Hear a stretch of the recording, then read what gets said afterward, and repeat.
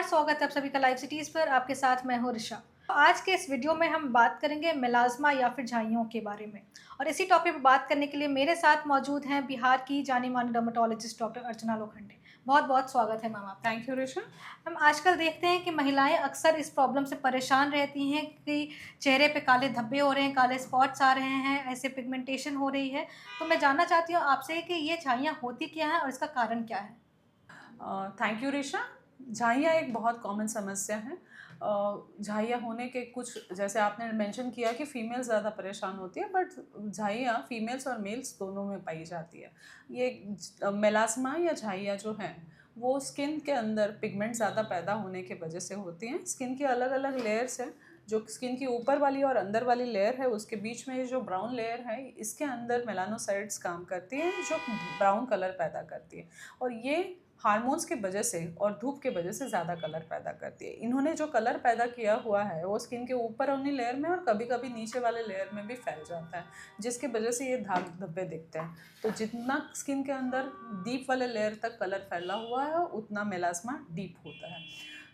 Females में most commonly जब pregnancy होती है या वो ओसी पिल्स या गर्भ निरोधक गोलियां जो है या पीरियड आगे पीछे करने वाली गोलियां जब लेते हैं, तो उसकी वजह से हार्मोन्स के इफेक्ट के वजह से ये गहरा होता है। कभी कभी जेनेटिक फैक्टर्स भी रहते हैं, जैसे आपके परिवार में आपकी माँ या बहन इनको हैं तो आपको होने के चांसेस ज़्यादा हैं। बाकी जो सन एक्सपोजर है वो झाइयों को गहरा बनाने में मदद करता है।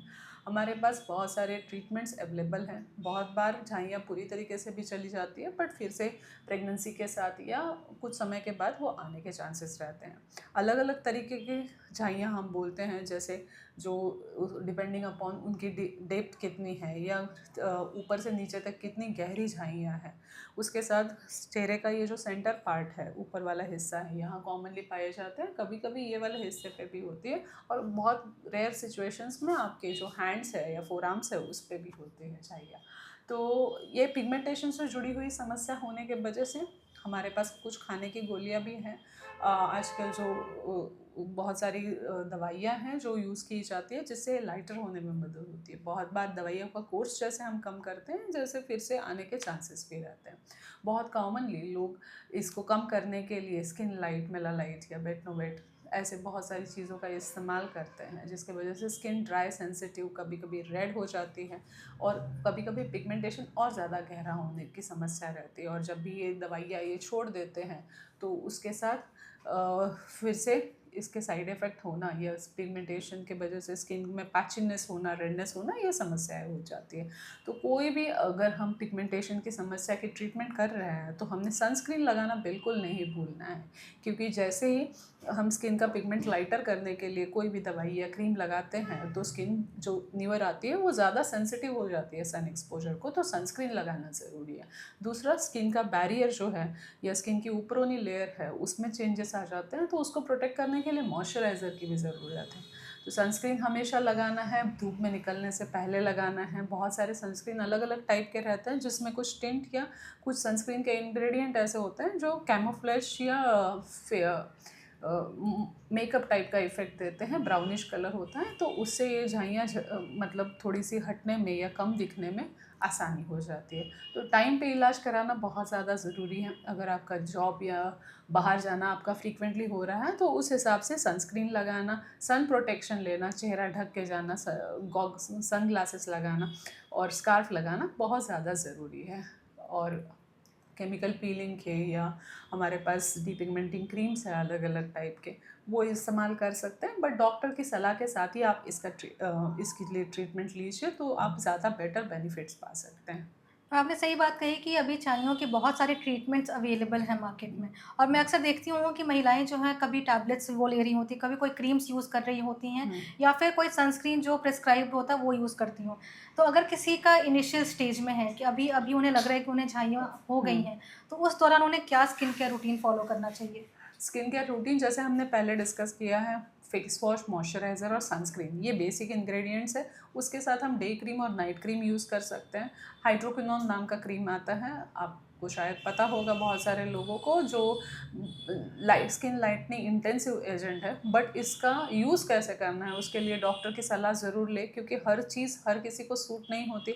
और आप अगर प्रॉपर तरीके से स्किन की केयर नहीं कर रहे हैं तो कोई भी चीज़ यूज़ करने के वजह से आपकी स्किन ज़्यादा सेंसिटिव हो सकती है। तो कोई भी जितना हम ज़्यादा इंटेंसिव ट्रीटमेंट करेंगे तो हर किसी की स्किन उतनी इंटेंसिव ट्रीटमेंट सह नहीं सकती। तो अपने मन से सिर्फ सोशल मीडिया फॉलो करके या टीवी के एड्स देख के हम चीज़ों को यूज़ बिल्कुल नहीं कीजिए, क्योंकि उसके इफ़ेक्ट से ज़्यादा साइड इफ़ेक्ट होने के ज़्यादा चांसेस रहते हैं।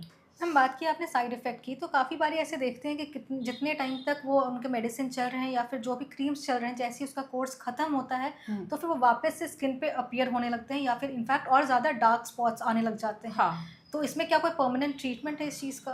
परमानेंट नहीं बोल सकते। बहुत सारी चीज़ें जो हैं ट्रीटमेंट रिस्पॉन्सिव होती हैं, और कभी कभी ट्रीटमेंट जब कम हो जाती हैं तो उसका पूरा आने के चांसेस रहते हैं। तो इसीलिए हमने डिसीज़ को समझना ज़्यादा ज़रूरी है, बहुत ज़्यादा। और मेंटेनेंस कोई भी ट्रीटमेंट की हम एक इंटेंसिव फेज़ रहते हैं जिसमें हम ज़्यादा कॉन्सेंट्रेशन में मेडिसिन यूज़ करते हैं और धीरे धीरे उसका कॉन्सेंट्रेशन कम करते जाते हैं, milder form of treatments use करते हैं। तो वो मेंटेनेंस फेज़ है। तो उस हिसाब से हमने क्रीम्स का चयन करना बहुत ज़रूरी है। इसमें डॉक्टर आपकी ज़रूर हेल्प कर सकते हैं। और आपने जैसे बोला, और जैसे डिसीज़ की ये है तो बहुत बार वो फिर से आने के चांसेस रहते हैं। आखिरी सवाल मेरा मैम आपसे यह है कि अभी जो यंग फीमेल्स हैं वो अपने डाइट में, लाइफस्टाइल में या फिर अपने स्किन केयर रूटीन में क्या क्या ला सकती हैं जिससे कि उन्हें आगे के एज में जब वो अडल्ट हों तब उनके चेहरे पे मिलाज़मा का जो ये बीमारी है या फिर मिलाज़मा का जो ये डिजीज़ है उससे वो ग्रसित ना हो? देखिए, ऐसे प्रिवेंटिव हमारे पास कोई चीज़ नहीं है कि जिससे हम बोल सकें कि किसे मेलाज़्मा होगा या किसे नहीं होगा। बट ये एक बात ज़रूर है कि कोई भी पिगमेंटेशन की समस्या या कोई भी जो एजिंग से रिलेटेड या स्किन की जो ग्लो है वो मेंटेन करना होगा तो आपको पहले आपकी लाइफस्टाइल ठीक करनी पड़ेगी, सही डाइट लेना पड़ेगा, न्यूट्रिशन का अमाउंट उसमें ठीक होना चाहिए, हरी सब्जियाँ, फल वगैरह वो सही मात्रा में होने चाहिए, पानी अच्छे से होना चाहिए, स्लीप अच्छे से होनी, टेंशन स्ट्रेस की मात्रा कम होनी चाहिए, और जो एक्सरसाइज आप कर सकते हैं तो वेल एंड गुड। और उसके साथ जो प्रॉपर स्किन केयर रूटीन है वो आप फॉलो कर सकते हैं। जैसे जैसे आप एजिंग के प्रॉब्लम्स देखने शुरू हो जाते हैं तो उस तरीके से रेटिनॉल पेस्ट या और जो भी आपकी स्किन की नीड है, सीज़न की नीड है, उस हिसाब से प्रोडक्ट ज़रूर यूज़ कीजिए। बहुत बहुत धन्यवाद मैम तमाम जानकारी देने थैंक के यू लिए। Very much. दर्शकों, आज के इस वीडियो में हमने देखा कि मिलाज़मा क्या होता है। अगर किसी भी महिला को मिलाज़मा या फिर छाइयों की ऐसे समस्या है तो वो उस दौरान क्या स्किन केयर ट्रीटमेंट यूज़ करें या फिर क्या स्किन केयर रूटीन फॉलो करें। तो आशा करती हूँ कि आज की वीडियो आपके लिए लाभदायक रही हो। अगर आपने अभी तक हमारे चैनल को सब्सक्राइब नहीं किया तो तुरंत ही कर लें, साथ ही हमारे फेसबुक पेज को भी लाइक करें। वीडियो देखने के लिए धन्यवाद।